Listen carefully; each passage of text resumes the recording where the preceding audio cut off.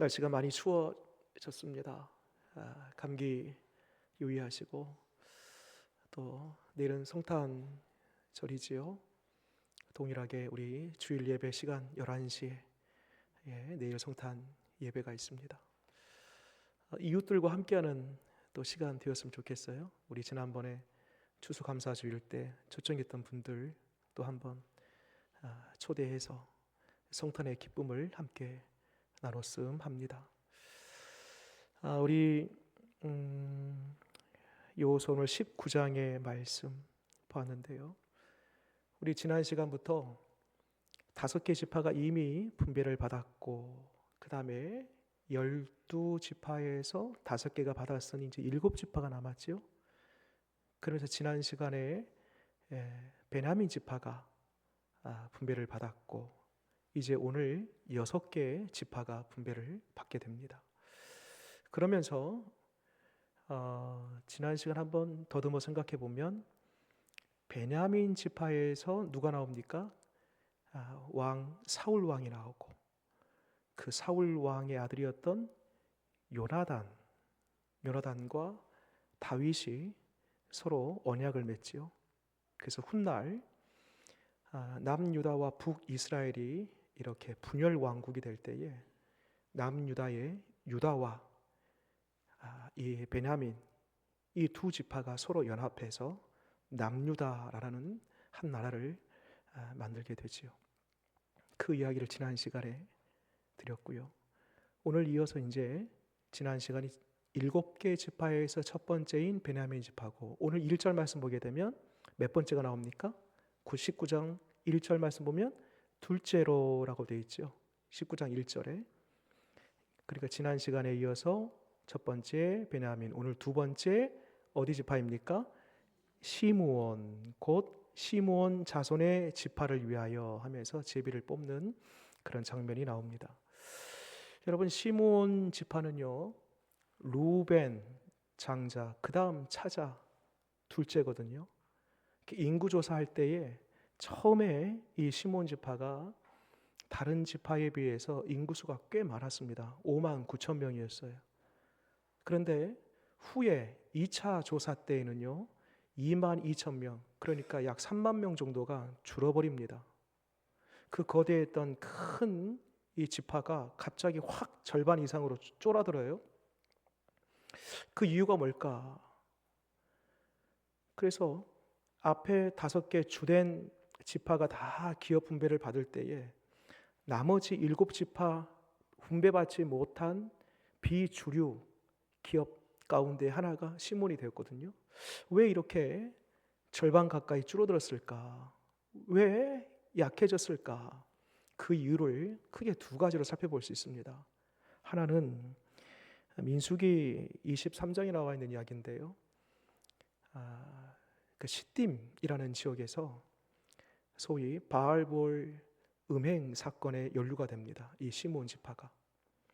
그래서 모압 여인들과 함께 음행을 하면서 하나님의 심판을 받게 되죠. 거기에서 연병이 퍼져서 약 2만 4천 명이 죽게 됩니다. 그때에 이 시딤 음행 사건의 그 중심에 있었던 지파가 바로 이 시므온 지파입니다. 그래서 2만 4천 명 이때 죽을 때에 많은 시므온 지파의 사람들이 죽임을 당하게 됩니다. 또 하나 아주 결정적인 사건이 있었는데요. 그 남매지간에 야곱의 딸 중에 디나라는 딸이 있습니다. 디나가 세겜 땅에 있는 한 이방 추장의 아들에 의해서 몹쓸 짓을 당하게 됩니다. 그랬더니 이 디나의 친오빠들이죠. 레이와 그리고 나와 있는 이 시므온, 이 두 사람이 중심으로 해가지고요, 당시 이 세겜 사람을 다 저녁에 몰래 급습해가지고요 죽임을 당하게 되는 어떤 그러한 세겜 사건이 벌어집니다. 손에 피를 묻힌 것이지 하나님의 뜻이 아니었습니다. 그래서 이 사건, 이 세겜 사건과 그리고 바알보벌 사건, 이 두 가지의 사건을 통해서 처음에 강대했던 큰 민족인 이 시므온 지파가 갑자기 한 절반 정도로 확 줄어들어 그 규모가 작게 되었던 것입니다. 여러분, 이런 이야기를 통해서 우리가 한번 생각해 볼 것은, 하나님은요 죄를 용서해 주시는 하나님이십니다. 그러나 죄에 대한 값은 반드시 그 대가를 지불하시는 하나님이시다 라는 것을 우리가 알 수 있습니다.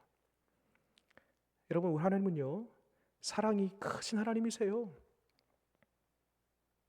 한두 사람 정도가 아니고 온 인류를 사랑하고 구원할 정도로 큰 넓은 마음을 갖고 계신 분이십니다. 그런데 동시에 그 죄에 대한 값, 심은대로 거두게 하시는 그 만고불변의 진리를 따라서 그 죄에 대한 값은 반드시 지불하도록 하는 하나님이십니다.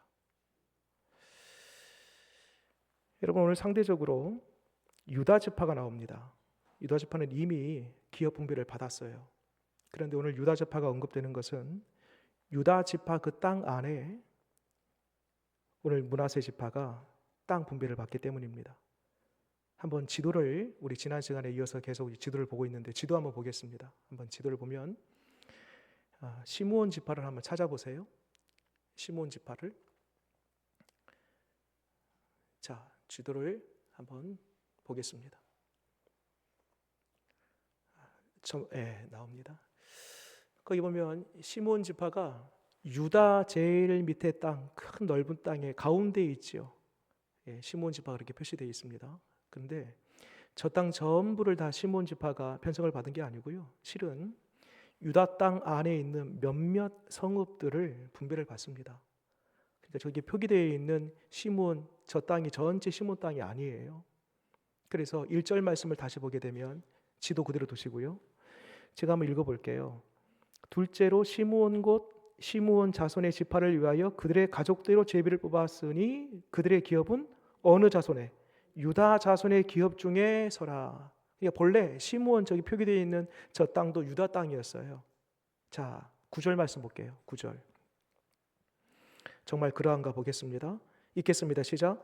시므온 자손의 이 기업은 유다 자손의 기업 중에서 취하였으니 이는 유다 자손의 분깃이 자들에게 너무 많으므로 시므온 자손이 자기의 기업을 그들의 기업 중에서 받음이었더라. 아멘. 여러분, 유다 자손 입장에서는요, 자기들 나름 할 만큼 했거든요. 전쟁이 나면 가장 선봉에 서서 다른 지파가 땀 흘렸다라면 유다 지파는 피 흘렸거든요. 가장 많은 수고를 했던 지파인지라 좀 전에 표기되었던 그 시므온 지파의 땅 포함해서 그 널찍한 땅을 다 기업으로 받을만 합니다. 그러면서 오늘 시므온 지파가 땅 분배가 받기 전에 굳이 시므온 지파를 향해서 손 내밀어 우리가 땅이 많으니 우리 땅에 들어와서 살아라 할 필요가 없습니다. 왜? 수고한 만큼 거두는 거니까, 심은대로 거두는 거니까, 전장에서 제일 앞서서 우리가 고생했으니까 고생한 만큼 하나님께서 보상해 주신 거니까 그대로 침묵해도 되는 것입니다. 그런데 유다 지파가요, 참 놀랍게도 먼저 손을 내밀어요. 우리 땅이 많으니, 우리 인원수에 많아서 인원수에 비해서 땅이 넓으니 이곳에 들어와서 살라라는 겁니다. 여러분, 오늘날로 이 말씀을 그대로 한번 표현해 보면 특권 의식을 내려놓는 거예요. 내가 이만큼 높아지고 내가 이만큼 가졌고 내가 이만큼 기득권에 자리 잡고 있는데 그 의식을 내려놓은 겁니다. 여러분, 참 안타깝게도 오늘날 한국교회에 교권주의라는 게 있습니다. 나름의 어떤 직분들도요, 우리가 받을 때 그 직분에 대한 권위, 권세를 우리가 스스로 인정하고 그 위에 뭔가 힘을 얻는 것처럼 생각하는 마음들이 있다는 것입니다. 교회 스스로 힘을 발휘하는 거예요. 교권주의. 또 한 가지는요, 우리 교회 안에도요, 얼마든지 특권 의식이 있을 수 있습니다. 내가 우리 교회 이만큼 초창기 멤버야. 내가 우리 교회에서 어떤 직분을 가지고 있어. 내가 이곳저곳 한두 군데 내가 봉사하는 것이 아니라 나의 손때 묻은 곳이 없을 정도로 내가 다 이것저것 내 손이 닿지 않은 곳이 없어 특권의식이에요. 여러분, 특권의식이 많으면 많을수록 건강하지 않습니다. 교회는 특권의식이 많으면 많을수록 그 안에 공동체는요 갈라지고 분열하고 찢어지고 많은 것입니다. 그러고 보니까 여러분, 공교롭게도 유다 지파를 통해서 오늘 자신의 특권의식을 내려놓았던 그 유다 지파를 통해서 누가 오시냐면요, 요셉의 자손, 그러니까 유다 지파의 자손이 요셉이거든요. 요셉을 통하여서 누가 오십니까? 예수 그리스도가 오십니다. 여러분, 우리 예수님은요 얼마든지 특권의식을 가질 수 있는 분이십니다. 하늘 영광 그 자체가 예수님 계시는 본래 자리입니다. 거기 계시면 돼요. 그런데 굳이 하늘 영광을 내려놓고 이 낮고 낮은 이 땅에 사람의 몸을 입고 성육신하셨습니다. 여러분, 이것은 사람이 개미 되는 것보다 더 큰 놀라운 사건입니다. 하나님이 사람 되는 것이 사람이 개미 되는 것보다 더 놀라운 차원 다른 얘기라는 것이에요. 우리 예수님 철저하게 특권의식을 내려놓으시고, 그리고요 어디에 누우셨다고요? 우리 주일 오후에 누가복음을 통해서 보았습니다. 구유에 누우시고 가장 천한 곳, 누구도 주목하지 않는 그 자리, 짐승 밥통이죠. 밥그릇이시죠. 거기 위에 임하시고, 또 예수님의 3년 공생의 삶을 가만히 보면은요 누구를 만납니까? 고위직들, 권력자들, 기득권층을 만나던가요? 아니에요. 우리 예수님 가난한 사람들, 연약한 사람들, 헐벗은 사람들, 당시 비주류에 속했던 사람들 주로 예수님 만나십니다. 오늘 새벽에도 그런 얘기 나눴습니다. 예수님께서 공생의 3년 동안에요 주로 다니셨던 곳이 어디신가? 그 지역과 공간을 가만히 추적해 보면은요 그 화려한 예루살렘 성에 있는 권력자들, 대제사장, 또 바리새인, 서기관들, 이러한 사람들이 주류를 이루어서 있었던 그 예루살렘, 예수님께서 딱 2번 가세요. 평소에는요 주로 갈릴리 변두리, 누구도 잘 가지 않는 그런 땅, 또 그곳에 사는 사람들 예수님께서 만나주셨습니다. 그러니까요 공간적으로 보면은요 가장 높은 곳에서 가장 낮은 곳으로 어디까지 낮아지셨습니까? 십자가까지 낮아지셨던 그 예수님. 여러분, 우리가 성탄절을 내일 맞이하게 되는데 우리가 가져야 할 의식과 믿음, 그것은 바로 낮아짐입니다. 여러분, 바라기는 우리 다 예수님의 사람으로, 예수님의 제자로 살기를 원합니다. 어떻게 됩니까? 낮아지고 또 낮아져 우리의 특권의식을 버리고 예수님처럼 생각하고 예수님처럼 살아가는 그 삶이야말로 예수님의 온전한 제자가 되는 길인 줄 믿으시기 바랍니다. 자, 그런 맥락에서요 또 이어서 말씀 보게 되면 이제 10절 말씀 보세요. 10절에 셋째로라고 되어 있습니다. 자, 지도 계속 한번 띄워주시고요. 셋째로 보면은요 스불론, 한번 지도에서 스불론 한번 찾아보도록 하겠습니다. 스불론 어디 있죠? 찾으셨습니까? 예, 스불론은 어떤 곳이냐면 교역의 중심지입니다. 무역이 활발하게 일어났던 곳이고요. 이 스불론 자손 자체가 그렇게 사람을 잘 대하고 이렇게 무역, 경제 활동을 잘하는 그러한 지파의 특징을 가지고 있습니다. 그 다음에 이사갈 있습니다. 이사갈 17절 말씀 보게 되면 넷째로 이사갈, 그 스불론 밑에 조그맣게 이사갈 보이시죠? 예, 이사갈 노란색으로 되어 있는데 거기는요 평야지대입니다. 소위 곡창지대라고 부를 수 있습니다. 그리고 납달리와 므낫세 그 사이에 껴 있잖아요. 안전지대예요. 위아래에서 다 외적의 침입을 보호해줘요. 평온합니다. 그래서 이사갈의 사람들의 특징이 온순해요. 이런 특징을 가지고 있습니다. 또 한 가지 또 보세요. 이어서 24절 말씀 보세요. 아셀 자손들입니다. 아셀 저기 노란색으로요, 짙은 노란색으로 지중해 옆에 붙어 있는 아셀 길게 나와 있는 지파 보이십니까? 예, 이 아셀 그 지역은요 군사의 요충지입니다. 저 땅을 탐내는 이방 나라들이 많았어요. 여러분 지금도 오늘날 이 시대도요 저 아셀 땅은 지금 저 포함되어 있는 아셀 땅은요 굉장히 중요한 군사적 요충지입니다. 또 납달리 보입니까? 납달리 32절 말씀에 보면은 납달리에서 여섯 번째라고 되어 있는데 납달리 찾으셨나요? 저 분홍색으로 위쪽에 있습니다. 거기는요 좋은 땅이 아니라 척박한 땅입니다. 산지로 주로 구성되어 있습니다. 납달리 사람들의 어떤 성격 자체가 굉장히 호전적이고요. 또 이런 싸움에 능한 사람들, 이런 납달리 사람들의 특징이라고 볼 수 있습니다. 그 다음에 40절 말씀 보세요. 거기 이제 마지막으로 일곱 번째 남은 지파에서 마지막 끝에 한 지파가 이제 마지막 분배를 받는데 40절 어떤 지파가 나왔습니까? 예, 단 자손의 지파 단이 나왔습니다. 여러분 단 하나 한번 찾아보실래요? 단은 두 군데가 있습니다. 초록색으로 지중해 밑에 쪽으로 보면은 단 조그맣게 보입니까? 유다 위쪽에 그것이 바로 첫 번째로 분배받았던 땅이에요. 그러니까 지도를 그려놓고 제비 뽑아서 분배받은 땅이 저 아래쪽에 있는 저 땅입니다. 그런데 위에 저기 꼭대기에 보면은 조그맣게 또 단이 있죠. 예, 거기는 이 단 지파가 스스로 개척하여 올라가서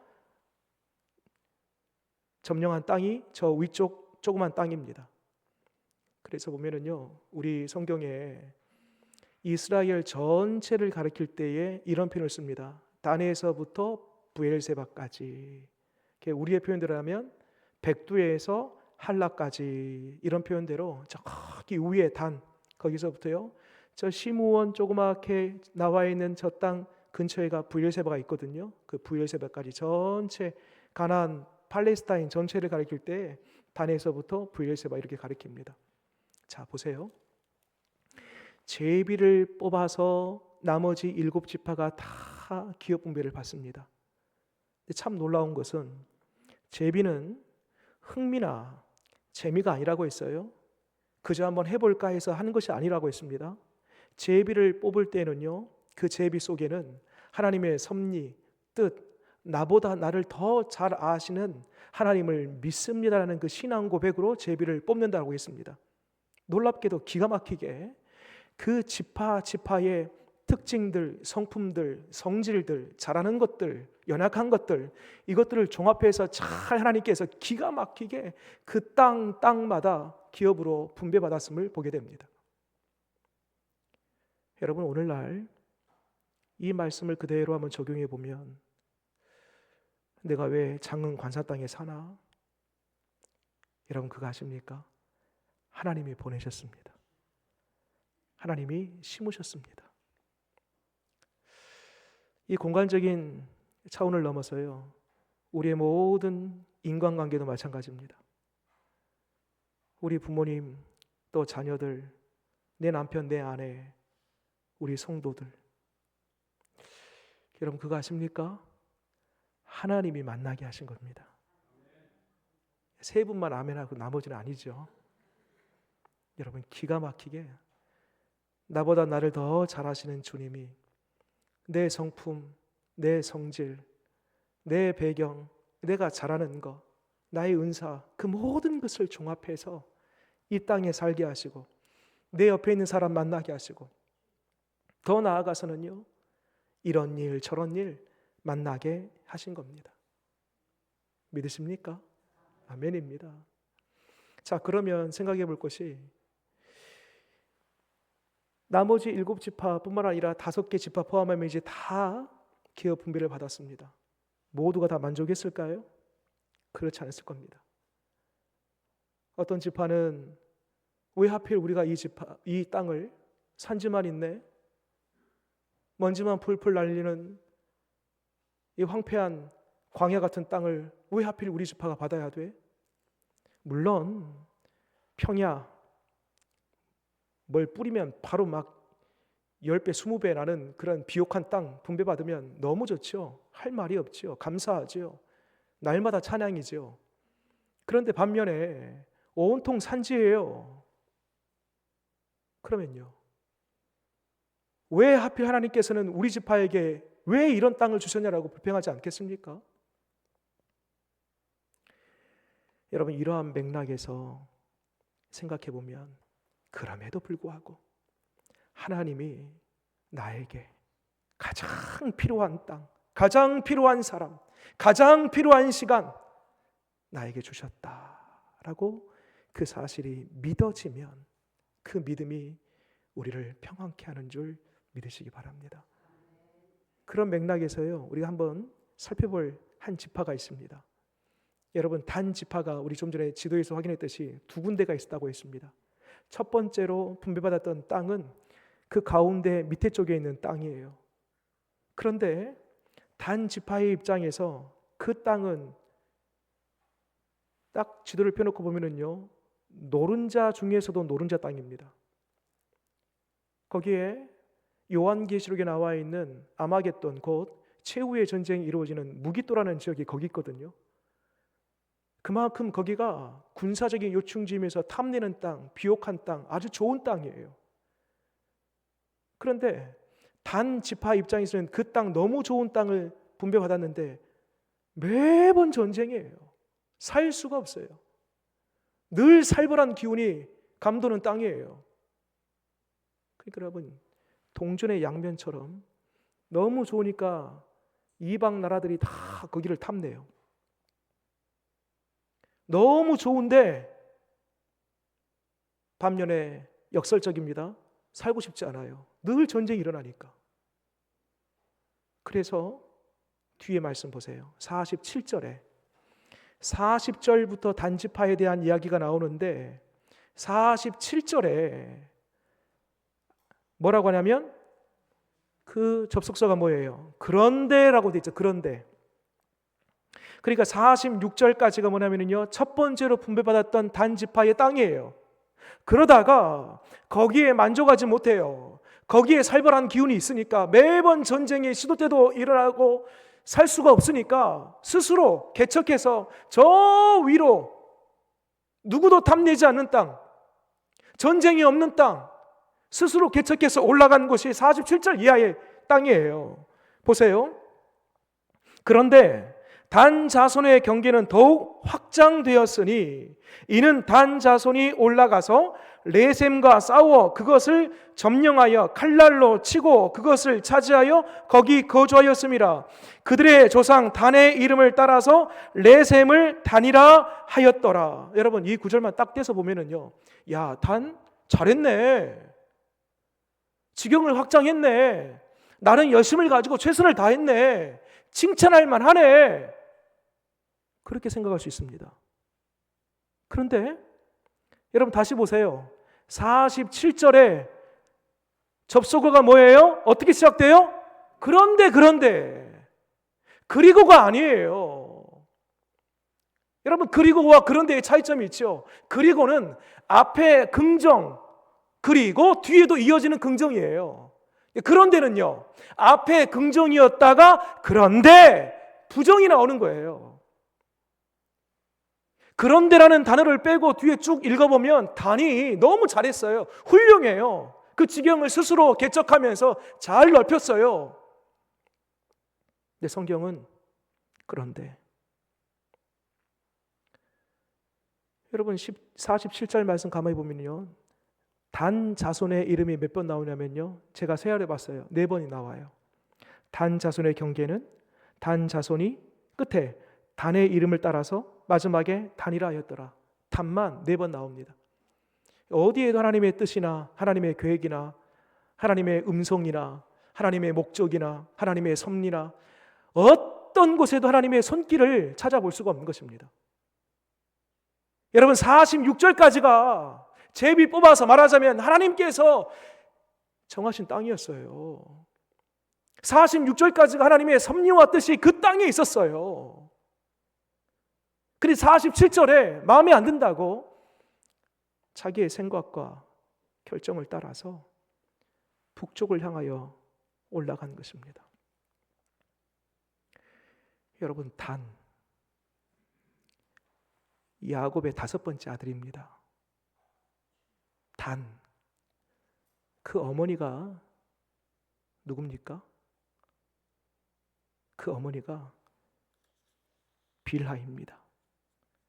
그 빌하를 통해서 이 단이 나오는데, 빌하는 몸종이죠. 그의 주인이 누구예요? 라헬입니다. 그 라헬이 언니가 넷째까지 놀 동안 아들이 하나도 없는 거예요. 그래서 야곱 남편에게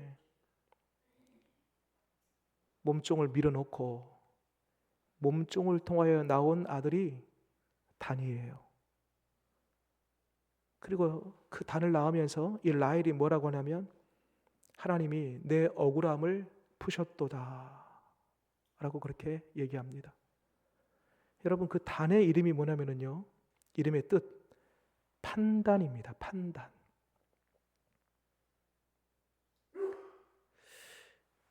그러한 역사적인 배경을 쭉 타고 올라와서 오늘 이 지파 분배하는 데까지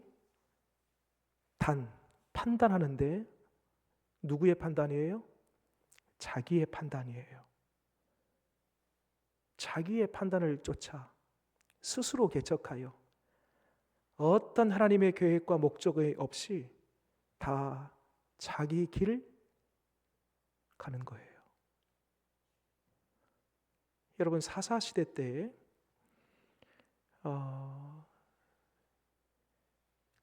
사사시대를 말하는 아주 중요한 그 배경을 알 수 있는 중요한 구절이 있는데, 하나님의 말씀은 희귀하여 보이지 않고 자기의 소견에 오른 대로 행하였더라. 그 사사시대의 풍경이거든요. 자기의 소견에 오른 대로, 말하자면 자기의 판단대로 살아가는 거예요. 훗날 분열 왕국이 되면서 북쪽에 있는 사람들이 자꾸 예루살렘으로 가서 하나님께 제사하려고 해요. 이때 여로보암이 그것을 차단하기 위해서 북이스라엘 쪽에다가 금송아지를 만들어 놓고, 굳이 예루살렘으로 가서 제사하지 말고 이 북이스라엘에서도 얼마든지 하나님을 예배할 수 있다. 그래서 금송아지를 만들어 놓고 예배하게 한 장소가 있습니다. 그 장소가 어디냐면 베델 한 군데고요, 또 한 군데가 어디냐면 단입니다. 그래서 여러분, 단은 우상 숭배로 유명한 곳이에요.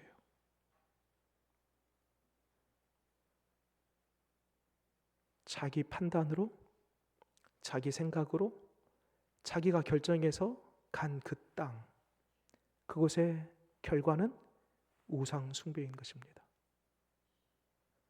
여러분, 반면에 성경에 판단이라는 이름을 가지고 있는 성경의 인물이 한 사람 또 있습니다. 단이라는 이름과 비슷한 이름, 누가 생각납니까? 다니엘. 여러분, 다니엘도 판단이라는 이름을 뜻을 가지고 있는데, 그런데 엘이 붙었어요. 다니엘, 엘은 하나님이에요. 그러면 연결해 보세요. 판단 하나님이 판단하신다. 여러분, 내가 판단하고 내가 결정하는 그 길은 결국 우상 숭배로 망하는 길입니다. 그러나 하나님이 판단자가 되고 하나님의 뜻을 좇아 하나님의 판단에 의하여 가는 그 인생은요, 어떻게 되는가 볼까요? 다니엘 한번 찾아보겠습니다. 1장. 다니엘 1장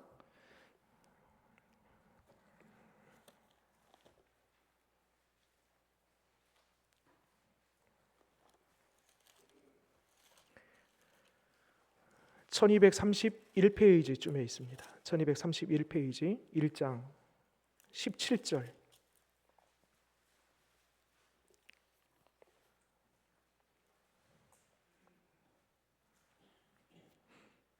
같이 한번 읽겠습니다. 시작. 하나님이 이 내 소년에게 학문을 주시고 모든 서적을 깨닫게 하시고 지혜를 주셨으니 다니엘은 또 모든 환상과 꿈을 깨달아 알더라. 주어가 뭐예요? 누구예요? 하나님이 내 소년에게 학문을 주시고 또 깨닫게 하는 지혜를 주시고 다니엘에게는요 또 이 앞에 것을 다 다니엘에게 주셨을 뿐만 아니라 또 모든 환상과 꿈을 깨닫게 해주셨습니다. 누가요? 하나님이. 여러분, 내가 스스로 판단하는 그 인생은 결국 내가 스스로 나의 인생을 저버리는 거예요. 그러나 하나님께 나의 모든 판단과 결정을 맡기고 주를 의뢰하는 그 인생은 하나님이 지혜와 명철과 깨닫게 하심과 책임져 주심과 인도함의 은혜를 베풀어 주시는 하나님이심을 믿으시기 바랍니다. 마지막 결론입니다.